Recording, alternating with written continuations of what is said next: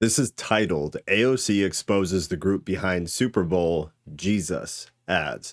Some of you might have already seen this. Whether you have or have not, the commentary that this left-wing media source goes ranting about is extremely interesting. But here's the ad.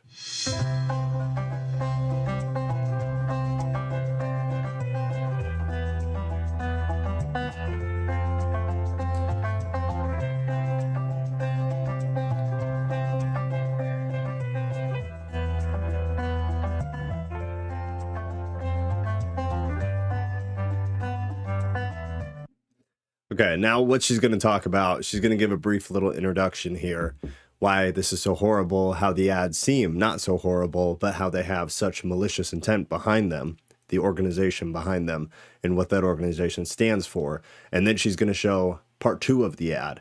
I didn't watch the Super Bowl, so I never saw these. I saw them only after the fact on left-wing media sources like this. So here she goes. You may have seen that commercial promoting Jesus during the Super Bowl over the weekend, of course. The people behind it, He Gets Us, Jesus ads, are the Christian group that, well, we'll get into them in just a moment and tell you about their tight relationship with pretty intolerant and bigoted people. But before we do, here is the commercial itself portraying something pretty different from the bigoted stuff that we'll discuss later.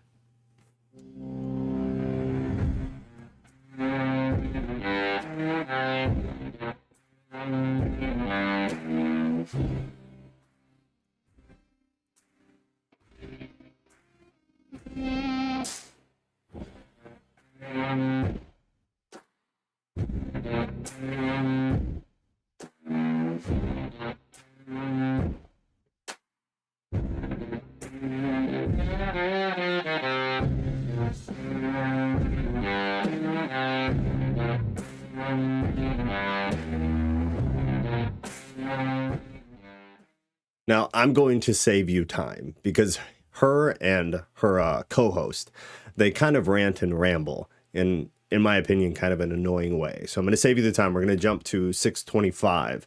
If you want to watch this, I'll link to the video down below. But basically what they set up, the only thing you need to know in so many minutes, it took them to say this.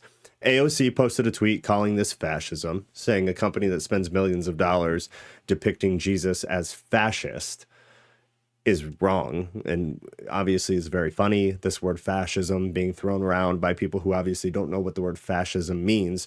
And then her co-host, not AOC, but this lady, her co-host then talks about Charlie Kirk, who says that this Christian organization has been, paraphrasing, has been taken over by woke cultists, and they've been tricked into portraying a very progressive Jesus. So that's really all you miss before we get to 6:25 right here. Now check this out. And as JR had shared with you last Friday, He Gets Us is a subsidiary of the Servant Foundation, which is a Kansas-based charity also known as the Signatory, that says it exists to inspire and facilitate revolutionary biblical generosity. But between 2018 and 2020, the Servant Foundation donated more than $50 million to the Alliance Defending Freedom, which is also a nonprofit that's led big policy fights over abortion and non-discrimination laws at the Supreme Court and in states around the country. The nonprofit is designated as an anti-LGBTQ plus hate group by the Southern Poverty Law Center. Again, I need to stop right there. So they're dumbfounded at the idea that the Servant Foundation donates money towards causes that are fundamental Christian values. Things like abortion, things like fighting this LGBTQ social contagion. These are standard Christian values. It's the outliers that have adopted those things. It's the outliers who are pro-LGBTQ, like the Methodist Church. It's the outliers in Christianity who are pro-abortion. The normal, the average, the general Christian view is that both of those things are immoral, right? And yet they're acting like that's not the normal general view. But they continue. That is bad, obviously, but most people don't know that. So you have to explain it so you can have people understand why you're attacking the ads, which on the surface look lovely, right? Now, the Alliance Defending Freedom says it helped draft the 2018 Mississippi abortion law at the heart of last year's Supreme Court decision, the Dobbs decision, of course, which reversed Roe v. Wade. Now the Alliance is leading a new Supreme Court case arguing that businesses should be able to discriminate against LGBTQ plus customers. And as far as where he gets their funding from, some of the money has come from billionaire David Green, the devout Christian co-founder of the arts and crafts chain Hobby Lobby. Green and Hobby Lobby fought the Obama administration's contraception mandate all the way to the Supreme Court, leading to a 2014 ruling finding that closely held corporations do not have to comply with the mandate if their owners voice religious objections.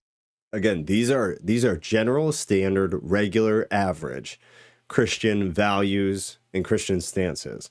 But the setup makes it appear that they're not.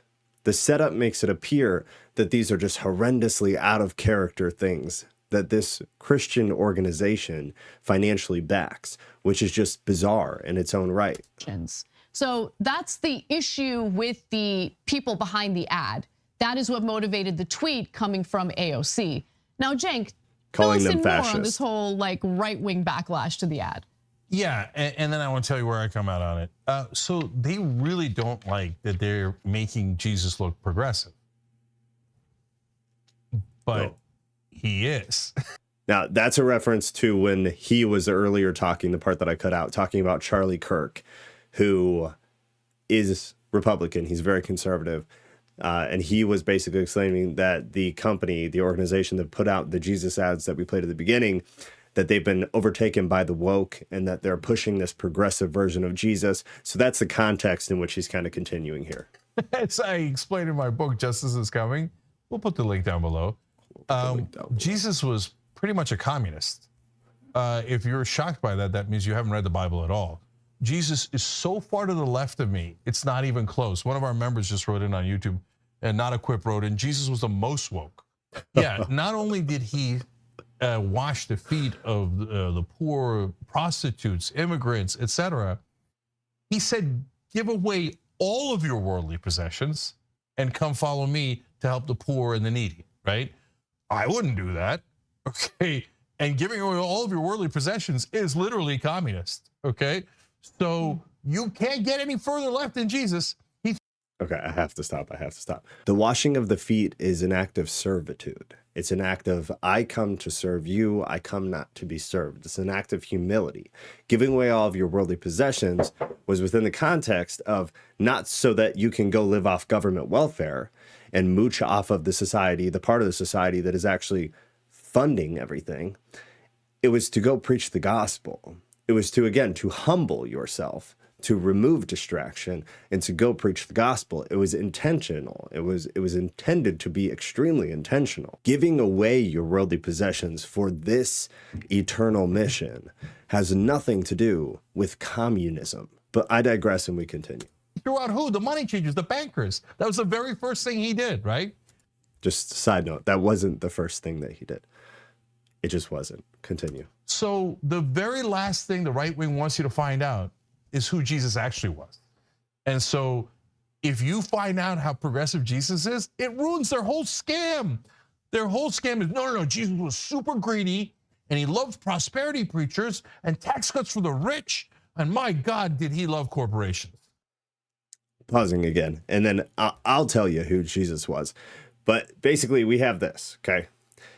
You've got them saying all of this, obviously portraying a very poor in character, not poor financially, poor representation of who Jesus was, what his character actually was. But he just made a comment about prosperity preaching, that Republicans love prosperity preaching. On average, Republicans hate prosperity preachers. On average, prosperity pastors are far left. They're very democratic as far as any of that stuff goes. They're usually the ones who will bend to things like abortion. They'll bend to LGBTQ, not always. Some of them do hold firm on the homosexual LGBTQ thing, sure, but still they're very much leaning Democratic. Therefore, their congregation is on average more leaning Democratic than Republican. Think of someone like Joel Osteen, for example. He's been interviewed. I would put him as more of a Democrat than a Republican. And the reason Charlie Kirk had a problem with these ads is because the ads are displaying what this guy is talking about, in that it is a misrepresentation of who Jesus was, what his character was. It's this all-loving, all-welcome, all that we've seen the Methodist Church adopt, right? You can go too far with that. Jesus was about love. Jesus was about acceptance. To a hard point. He was not all loving. He was not all accepting. And so here are 6 quick ideas, 6 quick peeks at who Jesus actually was in justice and morality. Number 1, Jesus corrected and confronted publicly. He repeatedly said, quote, "You have heard it was said, but I say to you." Some arrangement of that we see consistently and constantly throughout Scripture. He would often speak with his disciples and the crowds around him about the dangers of false teaching as one big primary point. It is not, as many suppose, godly not to talk about the problems of false teachers and heretics. This would be something similar to, and again, no hate, I'm just representing what Christianity teaches before you pervert it, would be making someone who is outwardly LGBTQ a pastor or a preacher or in some form of leadership within a Christian church. The second point, Jesus corrected and confronted directly. First point was publicly. Second point is directly. Jesus directly confronted false teachers in the church with repetitious, "Woe to you, hypocrites." When they came to trick him, Jesus frequently silenced the chief priests, scribes, Pharisees, Sadducees by putting them in their place with scripture, unperverted scripture. On one occasion, he came right out and said, "You're wrong," not knowing the scriptures or the power of God, because he was not this meek, progressive guy. It's just not who he was. Jesus was not afraid to tell people in the most confrontational way, "You are wrong." It is something he regularly did. Number 3, and you're going to love this one. Jesus resorted to metaphorical animal name calling. He was not this super nice guy all the time. Name calling. Jesus often exposed the true nature of the wickedness of false teachers by using animal names to metaphorically describe them. He called the Pharisees the offspring of serpents, savage. Herod, a fox. False teachers, wolves. And unregenerated Gentiles, dogs. And if you don't know, these were, at that time, not compliments. They were absolute insults. Number 4, very quick. Jesus corrected and confronted by means of comparison. There were honestly too many of these to put in this, but I'm sure you can think of one right off the top of your head. He would constantly use these metaphors, use allegories, but he would constantly compare what somebody's doing now to why it's wrong, usually reverting back to Old Testament scripture. But he would also just compare whatever he is correcting on that individual at that moment to some sort of illustration or metaphor or story of something that is very negative and bad. Number 5, Jesus corrected and confronted wrong motives and excuses. This is a long one, stay with me. A self-seeking man boastfully promised to follow Jesus anywhere because he thought it would mean political or financial gain for him. Jesus corrected his wrong motives by telling him that he would be following a homeless Messiah. Comes out of Matthew 8:18 through 22.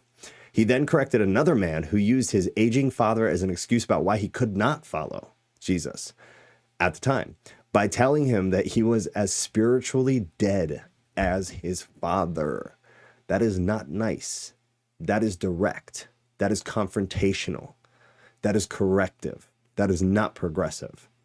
Will be as dead, as spiritually dead as your dying father. And number 6, Jesus resorted to a physical act of righteous anger, and I hope most of you already know what I'm talking about. Jesus corrected the greed and corruption of the money changers in the temple by making a whip and physically driving them out.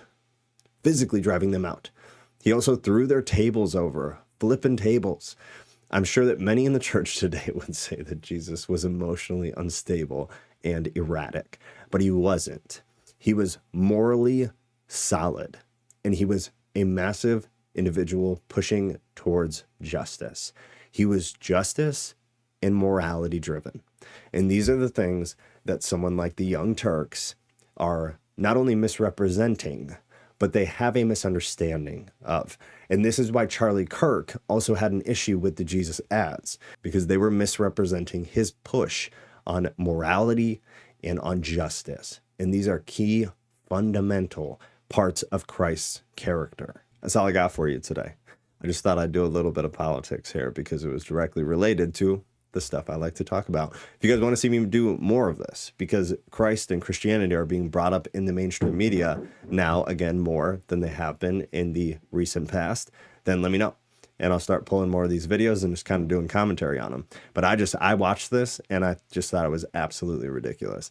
I love you guys. Please hit the like button. Leave a comment. What do you think about this? And if you're not subscribed, consider doing that. I love you. Have a great week.